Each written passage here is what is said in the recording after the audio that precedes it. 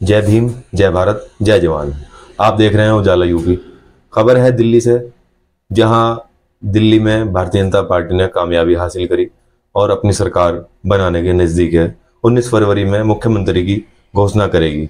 मुख्यमंत्री की घोषणा होने से पहले ही ये जातिवादी मनवादी विचारधारा के लोग एमएलए बन गए हैं, और जो गरीबों का शोषण किस तरह कर रहे हैं मैं वीडियो के माध्यम से आपको दिखाऊंगा उनकी वीडियो। वो गरीब लोगों की झुग्गी और झोपड़ी, उनके कारोबार छीन सकते हैं। सरमायादार और रसूखदार लोगों का ना घर तोड़ सकते, ना उनका बिजनेस छीन सकते। और ये लोग वो लोग हैं जो नफरत की राजनीति करते हैं। हर जगह, हर मोड़, मीडिया हो, जमीनी स्तर हो, ग्रामीण स्तर हो, क्षेत्र स्तर हो, तो ये लोग नफरत फैलाने का काम करते हैं। और इनके अलावा इन लोगों के पास कोई मुद्दे नहीं है। ना रोजगार मुद्दा है, ना युवा के लिए कोई वैकेंसी है, ना डेवलपमेंट कोई मुद्दा है, ना शिक्षा और चिकित्सा कोई मुद्दा है इन लोगों का। इन लोगों का मुद्दा है धर्म के नाम पे बांटो और राज करो। और मैं ये सवाल पूछना चाहता हूँ, दिल्ली देश की राजधानी है, देश का कैपिटल शहर है, और दिल्ली की हर एक बात पूरी दुनिया में देखी जाती है। लेकिन वहाँ धर्म के नाम पे जो राजनीति पनप रही है और जो जातिवाद के नाम पे राजनीति पनप रही है, वो जग जाहिर है, और देश का नाम ये लोग बदनाम कर रहे हैं। क्या कोर्ट की गाइडलाइंस कहाँ चली गई? क्या कोर्ट के कायदे और कानून कहाँ चले गए? क्या कोर्ट से ऑर्डर लेके आते हैं, जेसीबी इनके साथ रहती है, पुलिसकर्मी इनके साथ रहते हैं, अभी मुख्यमंत्री भी इनका बना नहीं है और एमसीडी में इनकी सरकार भी नहीं है, ये जेसीबी लेके कैसे घूमते हैं किसी गरीब की झुग्गी और झोपड़ी के पीछे?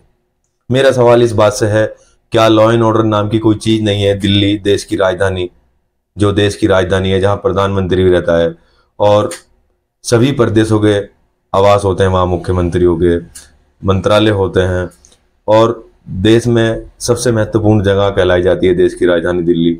और उस दिल्ली के अंदर लगातार गैर संवैधानिक विचारधारा किस तरह पनप रही है, संविधान के खिलाफ विचारधारा, वो जग जाहिर है।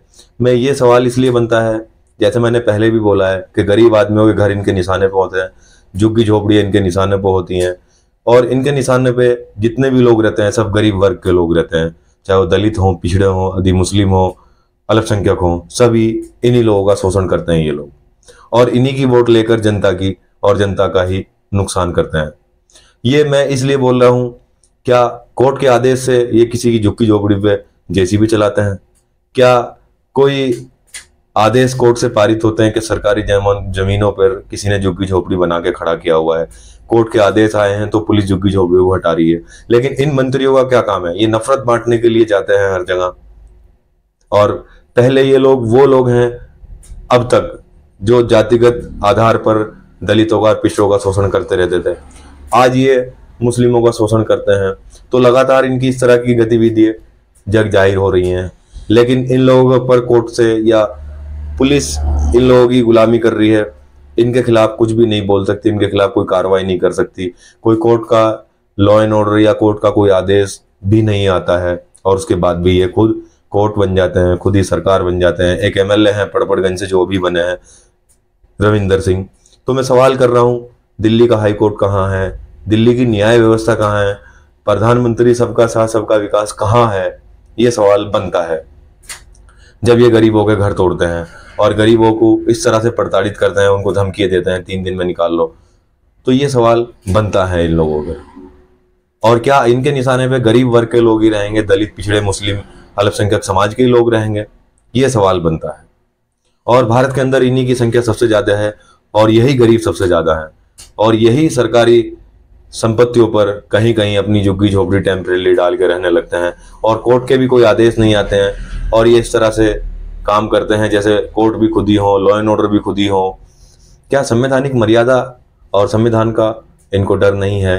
क्या सत्ता आजीवन तक की नहीं होती है? सत्ता जनता सिर्फ 5 वर्ष के लिए देती है और सत्ता बदलती रहती है। ये लोकतंत्र की पावर है, रानी के पेट से राजा पैदा नहीं होता। फिर भी ये राजाशाही किस तरह दिखाते हैं, बड़ा अफसोस के साथ कहना पड़ता है। दिल्ली का लॉ एंड ऑर्डर कहाँ गया? वीडियो भी साइड में चल रही है और सुन भी लेना अब रिकॉर्डिंग, लेकिन बड़ी अफसोस के साथ कहना पड़ता है कि क्या चल रहा है देश की राजधानी में। या तो खाली कर देना इसे 2-4 दिन में, नहीं तो बहुत बड़ी कार्रवाई होगी। फिर आप फिर आपको पूरा जीवन लग जाएगा उस कार्रवाई में। ठीक है, इससे बिल्कुल खराब। और जो यहाँ नशा पत्ती जो चल रहा है ना, ये भी बंद करा देना। अपने लड़कों को कह देना यहाँ कुछ ना चलेगा। नहीं हमारे यहाँ और मैंने आपको बता दिया सरकारी जमीन है, किससे खाली चाहिए भाई, नहीं तो फिर जेसीबी लग जाएगी यहाँ पे। इसको बोला लेकिन ये मानता भी तो नहीं है। क्या नाम है तुम्हारा? नाम क्या तुम्हारा? मेरा अब्दुल रहीम है। अब्दुल भाई, यहाँ जेसीबी लगा दूंगा, सारा ये सब उड़ जाएगा 1 सेकंड में। आप ये सरकारी जमीन में बैठे हो, आप डीटीए की, भारत सरकार की जमीन है, किसी की हिम्मत नहीं है कि यहाँ कब्जा कर ले। तो आपको मैं समझा रहा हूँ पहले प्यार से, भाई के नाते, ये 2-3 दिन के अंदर समेट लो अपना, नहीं तो जेसीबी बुलाऊंगा। तो आप लोगों ने वीडियो देख लिया है। देखो, ये कोई मंत्री नहीं है, अभी एक एमएलए बने हैं, अभी सरकार भी नहीं इनकी दिल्ली में, मुख्यमंत्री की भी घोषणा नहीं हुई है। और इनके पीछे बुलडोजर और इनके साथ प्रशासन के लोग, पुलिस के लोग किस तरह रहते हैं और गरीब का घर तोड़ने के लिए किस तरह से सक्षमता दिखाते हैं। फुट्टी नालिये, कचरों से भरे हुए डब्बे और कच्ची सड़कें, दिल्ली में सड़कों पे भरा हुआ पानी, बेरोजगार नौजवान युवा और किसान बेहाल, मजदूर पन्नी चुगने वाले, कट्टे चुगने वाले, झाड़ू लगाने वाले, सफाई करने वाले, चंद रोटियों के लिए, पेट भरने के लिए अपने प्रदेश छोड़कर दिल्ली में रहते हैं और अपना आशियाना छोटा सा छप्पर डालकर किराए से बचने के लिए जो बना लेते हैं, उनका शोषण किस तरह होता है। और दिल्ली के वासियों का भी शोषण होता है और प्रदेश से आए हुए लोगों का भी दिल्ली के अंदर शोषण होता है। तो ये नेता अभिनेता कौन है? रविंदर सिंह जो हैं, अभी एमएलए बने हैं और नफरत की राजनीति इनके सोशल मीडिया एक्स हैंडल पर भरी पड़ी है, जहां ये रोजगार की कोई बात नहीं करते हैं, डेवलपमेंट की कोई बात नहीं करते हैं, शिक्षा और चिकित्सा की कोई बात नहीं करते हैं और नफरत के अलावा कोई राजनीति नहीं करते हैं। धर्म के नाम पर राजनीति करते हैं, जाति के नाम पर राजनीति करते हैं। ऐसे लोगों को राजनीति में अवसर मिलना नहीं चाहिए। और वीडियो कैसी लगी? वीडियो अच्छी लगी तो चैनल को सब्सक्राइब करें और बेल आइकन प्रेस करें और इसी खबरों के साथ बने रहें और सुरक्षित रहें, स्वस्थ रहें और अपना ध्यान रखें, किसी की झूठी जुमलेबाजी में ना आए।